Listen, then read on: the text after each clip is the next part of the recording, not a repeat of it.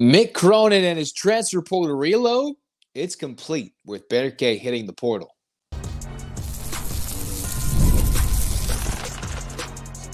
You are Locked On UCLA, your daily podcast on the UCLA Bruins. Part of the Locked On Podcast Network, your team every day.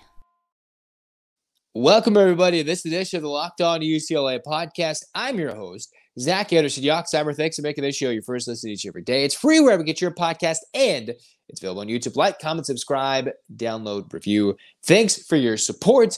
This episode is brought to you by FanDuel. You can make every moment more because new customers get $150 in bonus bets guaranteed. That's $150. Win or lose, visit FanDuel.com/lockedon to get started. Meanwhile, what we're talking about here in this episode, we'll try and be brief with it, is Berke hits the portal. Berke Buyuktuncel, one of the 7 freshmen Mick Cronin got from a year ago.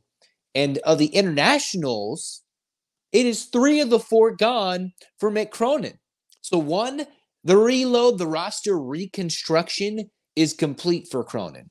He has gotten his 6 guys in the portal, sent a few guys packing, 3 of them being former freshmen from what I thought and what many ranked as a highly ranked recruiting class with potential and lots of late grabs in that recruiting cycle with guys heading to the draft in the previous season. So Cronin had to dive deep into the international waters and find himself looking for talent, whether it's Berke, Vide, Ilan Fible. Those 3 guys are all gone. So is that class considered a failure? Or is it just a bunch of guys where only one of them would have been nice to get so they could have developed? Or is Mick Cronin just handcuffed for a season because the Bruins couldn't get anything in the portal? And now they're sitting there with Berke heading to the portal, whether you're looking at 24/7 Sports, On3, Field 68, there's different places you could go. Berke is no longer going to be a Bruin just before the portal closed for basketball. This is what Berke brought. 6'9", 245'4". He's a forward from Turkey. A 2-year recruiting cycle. So Cronin must have really believed in this kid to try and go after him for 2 full years, going into 22, heading into this 23, now 24 cycle, where the Bruins did their best to get this kid into school and found himself finally, after what was a 2-year cycle, 1 year that actually had him be at UCLA, he is heading to the portal, and Cronin is not taking no for an answer. He is saying, you know what? I am going to be as ruthless as possible. And with the latest commit in Dominick Harris, the Bruins found themselves with 6 guys coming in and needing an extra spot. That left the big men between Devin, you had Brandon Williams, and then Berke as the 3 to look towards, to one of them possibly leaving. And Berke's the guy. A kid who played 26 games, averaged 4.5 points. I thought with some development and showed some flashes as to why Cronin recruited him, went after him, but with the delay in eligibility, the injury, and then finding himself twice being out due to injury, eligibility-wise, he was just behind the 8 ball from the beginning. And I would have loved to see him develop. Fible had opportunity. Heck, I love Vide as well. So I wouldn't overall say that the entire class was a failure.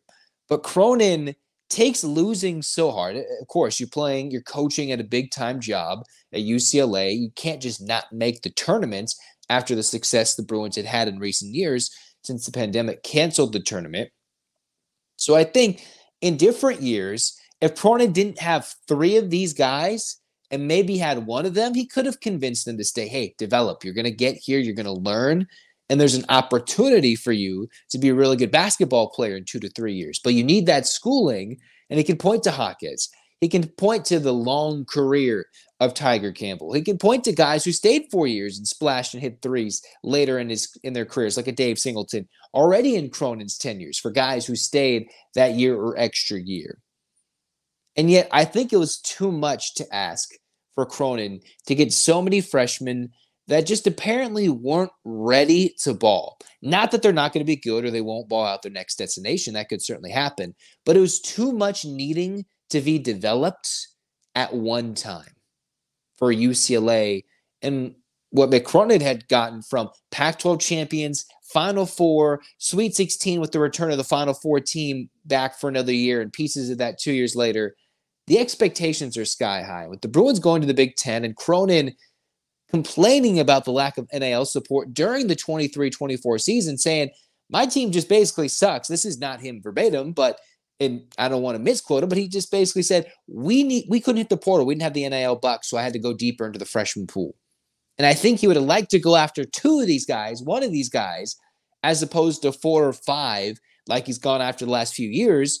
And then Abramo Zanka leaves. You've got Fible gone, Vide gone, already committed, Buyuktuncel already gone, and Cronin, in a day and age where he doesn't need to wait for those guys to develop, he can either, as a coach can do, kick him out of town. I'm not sure what he did in this situation, or said, I'm going to get players. I'm going to kindly ask that you maybe go find somewhere else to play, or some guys probably got the gears turning that there's something else going on with what Cronin's bringing in. A development-based player, you can't have 4 of them on a roster that wants to compete immediately in the Big Ten, compete in what was the last year of the Pac-12, and it didn't really happen consistently like Cronin had. Berke had flashes. I really would have loved him to stay and develop into a player that I thought could have been interesting. Or maybe he's just someone that won't. I don't know at this moment. But in the end, that 23-24 team, is that their ceiling, right? Was that a team where Cronin got the best out of them and they're 500 competing against top teams in the country? Marquette were up big at Arizona, competing at Oregon, who made it to the tournament, getting some big wins, or competing at Wazoo with guys in and out of the lineup.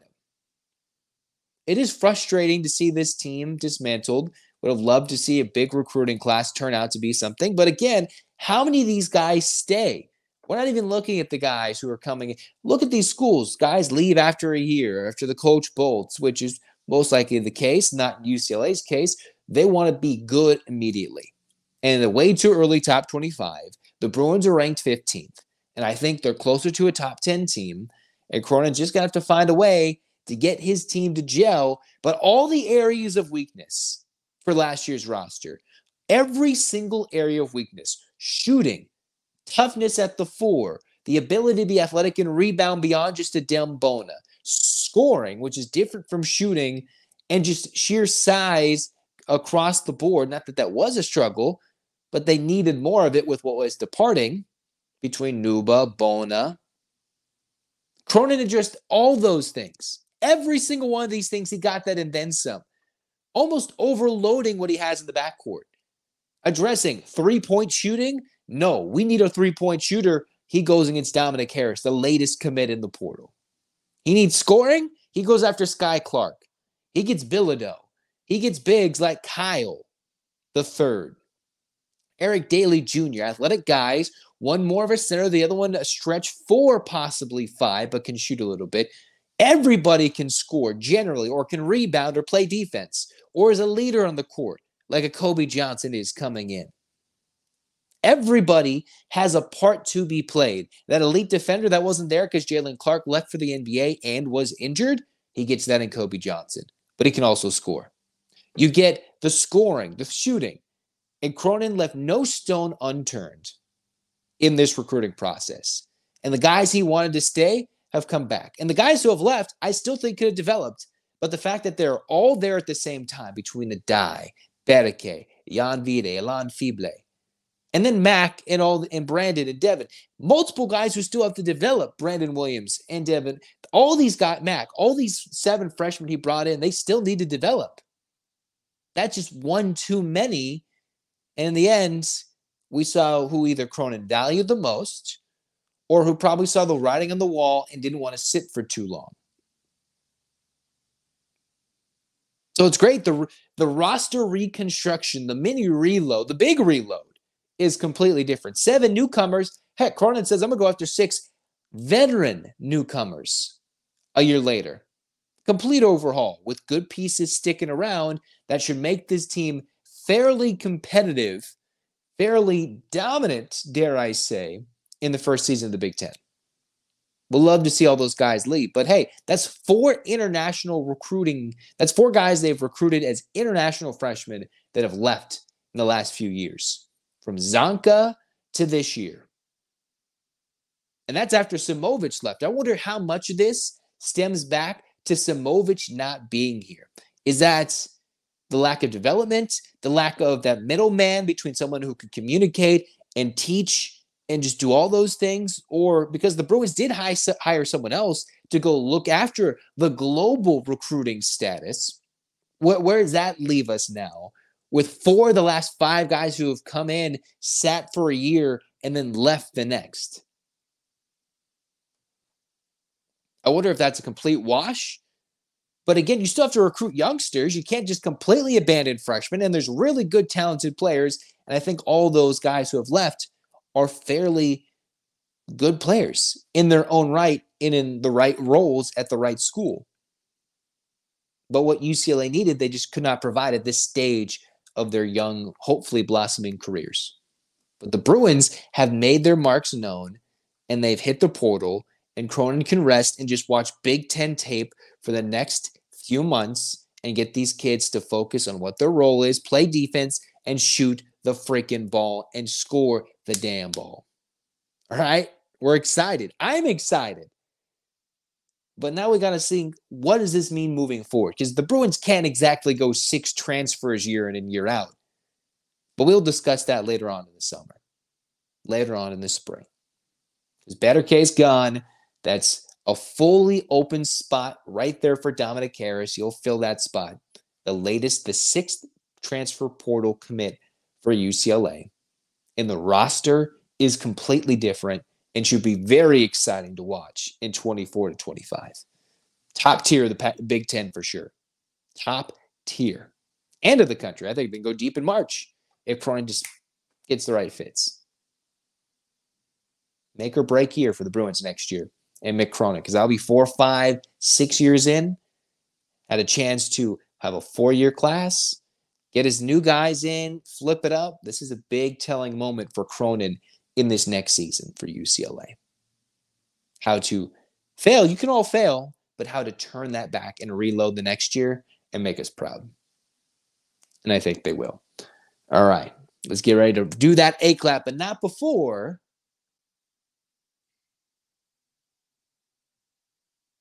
we tell you about Game Time. Because Game Time is the authorized ticket market, is an authorized ticket marketplace of the NBA. Makes getting playoff tickets even faster and easier.